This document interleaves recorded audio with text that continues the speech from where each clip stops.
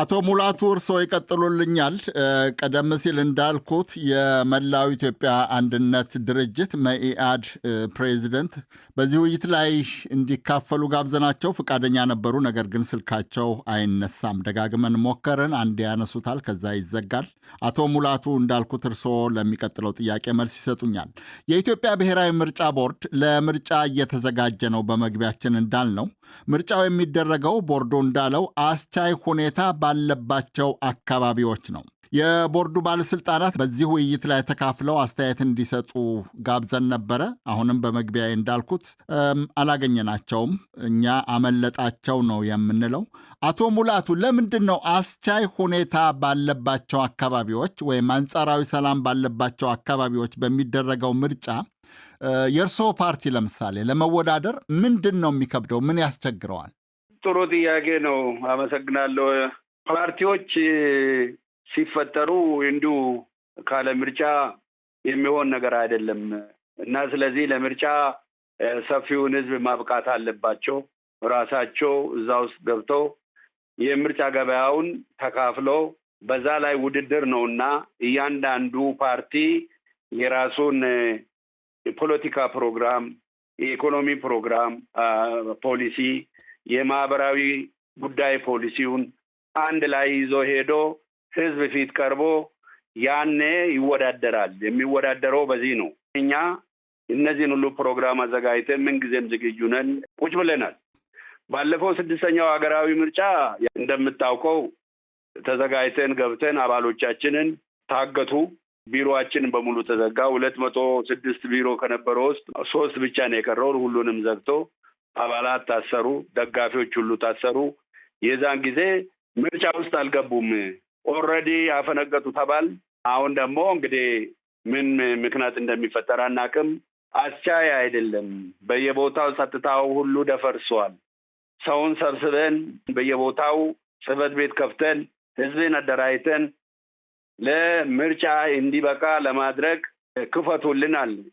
መድብለ ፓርቲ በሚካሄድበት ሀገር፣ በማንኛውም ሀገር አንደኛው ምርጫ ካለቀ በሁለተኛው ላይ የወደቁት ወይም ደግሞ ለምርጫ ለሚቀጥለው የሚሳተፉት ፖለቲከኞች በየጊዜው የፖለቲካ ፕሮግራማቸውን ለህዝብ ይገልጻሉ። በእኛ ሀገር ይሄ የለም። ተዳፍኖ ነው ቁጭ ያለው። እስካሁን ድረስ ለህዝብም አልቀረበም።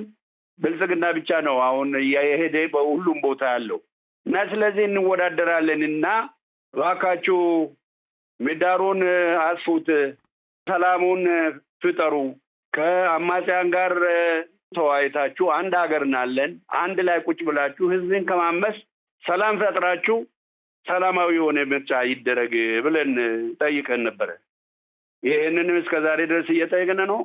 ምርጫ ቦርድ ግን በጣም ከሚገርም ከብልጽግና የበለጠ አስቻይ ነው፣ በሀገሪቷ ውስጥ ኮሽ የሚል ነገር የለም ብሎ መግለጫ ሰጥቷል። ሴትዮዋ አብረን ተነጋግረን እነዚህ ቦታ በዚህ ቦታ ሰው የሞተ ነው፣ እንዲህ የታገተ ነው።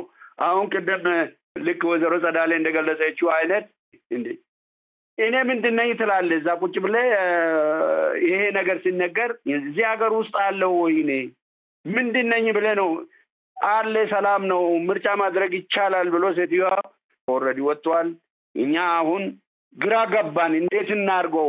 ከፍንፍኔ ወጥተን ወለጋ ለመሄድ ቡራዩን አልፈን ለመሄድ አስቸጋሪ የሆነበት ነው እና ስለዚህ ጸጥታ ጉዳዩ አስቸጋሪ ነው፣ አስቻይ አይደለም። ምርጫ የሚመጣው የምናደርገው ሰላም ከተፈጠረ ነው። ምርጫ ከተካሄደ በኋላ ደግሞ ዲሞክራሲውን ማስፋት ነው። ከዛ በኋላ ህዝብን ለልማት ማብቃት ነው። ይሄን ለማድረግ አስቸጋሪ ነው፣ የማይቻልበት ደረጃ ላይ ነው አሁን ያለ ነው እና አሁን ሲቹዌሽኑን የምናየው ኢህአዴግ በነበረበት ጊዜ 2007 ላይ 5ኛ ሀገር አቀፍ ምርጫ በሚደረግበት ጊዜ ይሄ ነገር አዋጣም፣ ጊዜያችሁን አጨርሱም፣ በዚህ አይነት ከሄዳችሁ ትክክል አይደለም ብለን ነገርናቸው። አሁን ያ ሲቹዌሽን ነው እየተካሄደ ያለው። በጉልበት ነው የሚያደርጉት። ቅድም ወይዘሮ ጸዳሌ ለማስቀመጥ ሞክራለች። የኛ ሀገር ችግራችንን የፖለቲካ ችግር ነው።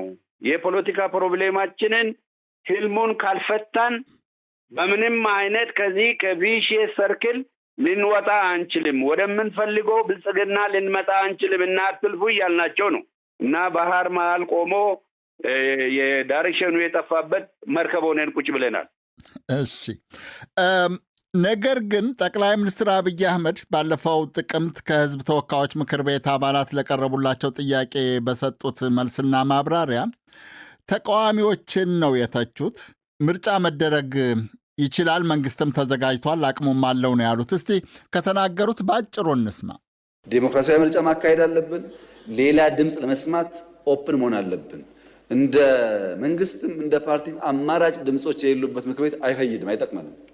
ያ እንደተጠበቀ ሆኖ እነሱ ሱፋቸው ስላልታጠበ ስላልተተኮሰ ምርጫ የሚቀር የሚመስላቸው ሰዎች ደግሞ ሞኞች ናቸው። እንደዛ አይደለም፣ ምርጫ ይካሄዳል እና ምርጫ ሳይደረግ ቀርቶ በማግስቱ ለጅትሜት አለ መንግስት የሽግግር መንግስት እንላለን ብለው የሚቃዡ ቅዠታሞች አሉ። ግን እንደዛ አይደለም፣ ምርጫ ይካሄዳል። ጊዜ እንዳያመልጣችሁ፣ ተዘጋጁና ተወዳደሩ። ምርጫ ለማድረግ እንኳን ዘንድሮ ባለፈው ምርጫ አካሄደናል እኮ እየተዋጋን እንኳን በባለፈው ምርጫ በ92 እኮ ኤርትራ ጋር እየተዋጋ ምርጫ አካሄደናል። ወይዘሮ ጸዳለ አሁን ከአንቺ ልጀምር ለዚህ አስተያየት ጥያቄን። ጠቅላይ ሚኒስትሩ ስለ ተቃዋሚዎች ካሉት ይልቅ የሌጂቲሜሲ የቅቡልነት ጥያቄ ያሰጋቸው ይመስላል። ምርጫ ካልተደረገ መንግስታቸው የሌጂቲሜሲ ጥያቄ ይነሳበታል አይነት ነው መልእክቱ እኔ እንደገባኝ። ይህንን እንዴት ነው የምታየው? እንደኔ ይሆን የተረዳሽ? ቅድም ሪፈር ያደረግኩት ይሄ ሲኒሲዝም ነው። እንዲህ አይነቱ ምላሽ ነው ተደምሮ ለዚህ ያበቃል። የባለፈው ምርጫ ጊዜ እንደዚህ አይነት ኮንሰርኖች ወይም ከሚመለከታቸው ከሁሉም ወገን ሲሰጥ የነበረው ምላሽ ምርጫ አቁሙ የምትሉን ስልጣን ለመቀራመት ነው። ይሄ ፖለቲካ ውስጥ ሲኒሲዝም ገብቶ ነገሮችን በሚገባ አለመመልከትና ነገሮች የተፈጠሩት ሰዎች ስላነሷቸው ነው። ሱፋችሁ ስላልታጠበ ወይ እንዲህ ስላልሆነ እንዲህ አይነት ሀገራዊ የሆነ ሀገሪቷ የዲሞክራሲ እጣ ፈንታ የሚወሰንበትን አንድን ምርጫ አንስተህ እንዲህ አይነት ትላቅ ማስገባት ማለት ምን ማለት ነው? ሌጂቲሜሲ ከምርጫ ብቻ አይደለም የሚመጣው። ሌጂቲሜሲ የአንድ መንግስት ቅቡልነት ከምርጫ ብቻ አይደለም የሚመጣው። ትክክል ነው እሱ። ነገር ግን ከምርጫ ሊመጣ የሚችለው ቅቡልነት የህዝብ ነው የመረጠው። ኦፍኮርስ በምትሰራው ስራ ነው ቅቡልነት የሚሰጥህ ለህዝብ። ስለመረጠህ ብቻ አይደለም። የዶናልድ ትራምፕ መንግስት ተመርጦ በህዝብ ተመርጦ ነው አሁን አይደለም ስልጣን ላይ ያለው። ነገር ግን የህዝብ ቅቡልነቱ እየወደቀ ነው ያለው በየቀኑ። ምርጫ ብቻውን አይደለም የሚሰጥህ ቅቡልነት፣ የምትሰራቸውም ስራዎች ናቸው የሚሰጡህ ቅቡልነት። ከቅቡልነት ውጪ ምርጫን በስነ ስርዓት ማድረግ ለሀገሪቷ የዲሞክራሲ እጣ ፈንታ ሊኖረው የሚችለው አስተዋጽኦ ከግንዛቤ መግባት አለበት። ይሄ የአንድ ሰው ሱፍ ስለታጠበ ሱፍ ስላልታጠበ የምትሳተፍበት አይደለም። ሱፌ እስኪታጠብ ጠብቁኝ ስላላችሁ አንጠብቅም።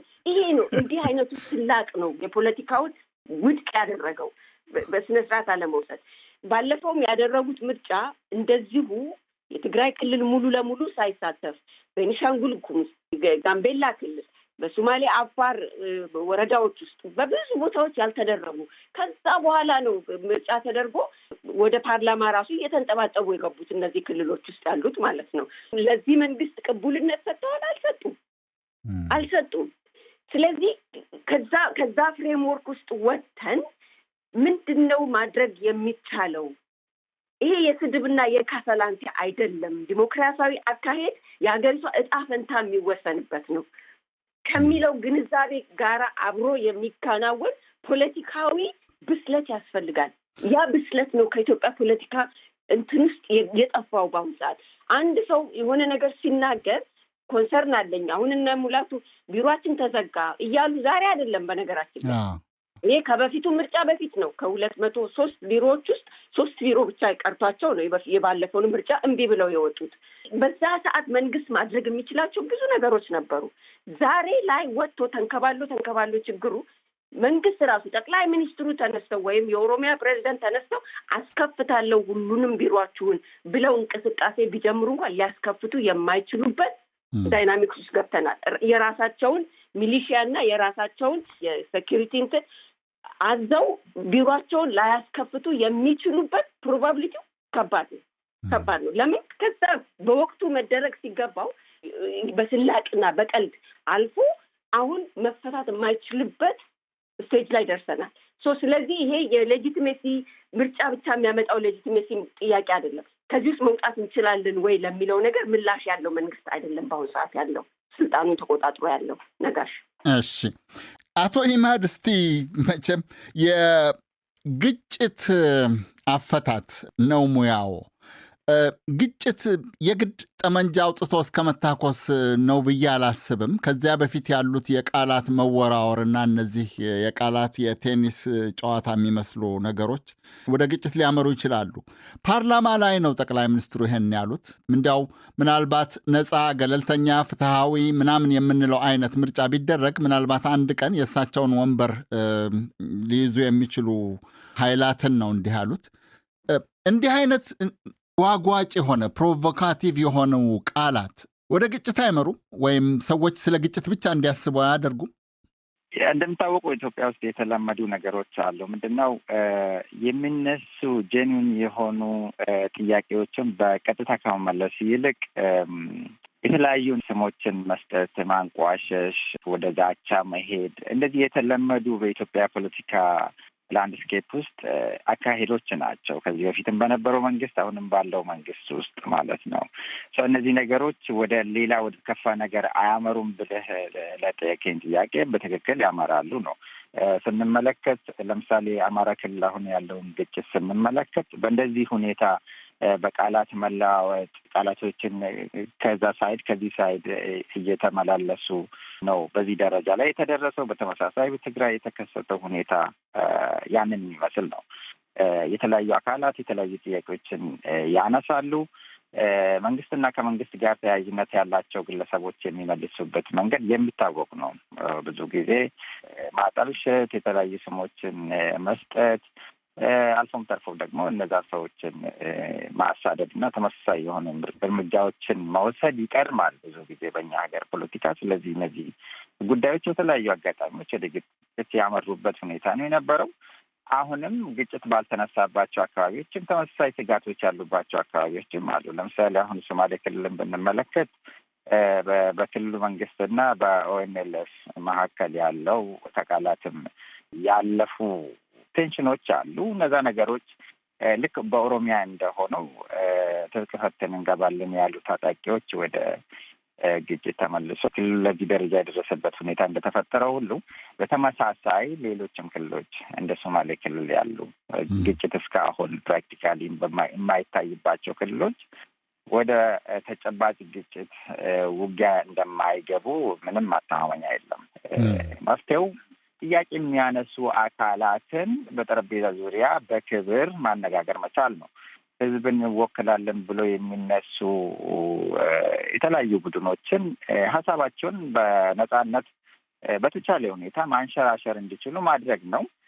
እነዚህ ቡድኖችም በተቻለ መልኩ ከትጥቅ ግጭት ይልቅ ኦፍኮርስ ሁኔታ ይፈልጋል፣ የሚያስተናግዳቸው አካላት መኖሩን ይፈልጋል። ግን ወደ ትጥቅ ከመሄድ በመለስ ያሉ አማራጮችን መሞከር በደንብ አማጦ መጠቀምን የሚጠይቅ ከሁለቱም አካላት ከሁለቱም ወገኖች ፈቃደኝነትን የሚጠይቅ ቢሆንም መንግስት ጋር ያለው ችግር ክፍተት ጎላ ብሎ የሚታይ ነገር ነው።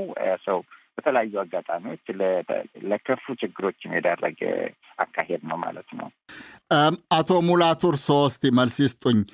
የሽግግር መንግስት ለማለት ነው የተዘጋጁት ይላሉ ጠቅላይ ሚኒስትሩ። ይሄ በትክክል ለመንግስት የሚያሰጋ ነገር ነው። አሁን ምርጫ ለማድረግ አይመችም ብላችሁ ምናልባት ምርጫው ካልተደረገ ወይም በሆነ ምክንያት ከተደናቀፈ ያለው መንግስት ቅቡልነት የህዝብ ቅቡልነት የለውም። ስለዚህ የሽግግር መንግስት ይመስረት ለማለት ይመቻል። አንድ ሁለት፣ ከዚህ በፊት በተደጋጋሚም የሽግግር መንግስት መመስረት አለበት የሚል ጥያቄ ተቃዋሚዎች ያነሳሉ። የግድ የእርስዎ ፓርቲ ነው ማለት አይደለም። ይሄ መንግስትን እንዲያሰጋ ለምን አደረጋችሁ? ጥሩ ጥያቄ ነው። ይኸው አቶ ነጋሽ፣ ስድስተኛው ሀገር አቀፍ ምርጫ ከመደረጉ በፊት ብዙ ችግሮች አሉን። ብዙ ያልተስማማንባቸው የማንስማማባቸው ጉዳዮች አሁን አሉ። ችግሮችን ሁሉ ፈተን ከዛ ወደ ምርጫው ብንሄድ ይሻላልና እንመካከራል። ምክክሩ ምርጫ ከተደረገ በኋላ ነው የምናካሄደውና አሁን ምክክር አናደርግም አሉን። ምክንያቱም ግማሹ ፌዴራሊዝምን አይፈልግም፣ ህገ መንግስቱ ተቀዶ ይጣል የሚል አካል አለ፣ ክልሎች መጥፋት አለባቸው የሚል አለ። ብዙ ጥያቄዎች አሉ። ድንበርም በተለያዩ ጉዳዮች ህዝብ ተለያይቶ ባለበት ሁናቴ ምርጫው ቢካሄድ 3 ነገሮችን አትሊስት ሊያመጣልን አይችልም። ሰላም አይፈጥርም፣ ጦርነት ይካሄዳል አልናቸው። ሁለተኛ ዲሞክራሲን መሬት ማውረድ አይቻልም እና ዲሞክራሲ ካልወረደ ደግሞ ሰላማዊ የሆነ ልማትን በሀገሪቷ ውስጥ ማካሄድ ስለማይቻል ህዝብ ወደ ድህነት ይሄዳልና እባካችሁ እንነጋገር፣ እንወያይ። ወያይተን ልንስማማ በምንችልባቸው ጉዳዮች ላይ ተስማምተን በማንስማማ ጉዳይ ላይ ደግሞ ለወደፊት ሆምወርክ ወስደን ለመስራት በዚህ አይነት ሄደን ምርጫው ብናካሄድ የሚመጣው መንግስት በነዛ ላይ ሰርቶ ሰላማዊ የሆነ ሀገር እንፈጥራለን ብለን ለእነሱ ስንቀርብ ይሄማ በአቋራጭ ስልጣን መፈለግ ነው አሉና ቁጭ አሉ። ምርጫው ተካሄደ። እንደምታውቁት ወደ ዝርዝሩ አልገባም። ጦርነት ተካሄደ። ብዙ ህዝብ፣ ብዙ ንብረት ውድመት ሁሉ ተከትሎ እሱም አልፎ ወደ አማራ የኛ ከመጀመሪያውም ጀምሮ አለ ኦሮሚያ ውስጥ በቤኒሻንጉል ጉሙዝ፣ ጋምቤላ በሁሉም አቅጣጫ በአራቱም ማዕዘን ጦርነት ተፋፍሞ ቁጭ አለ በዚህ በ7 ዓመት ውስጥ።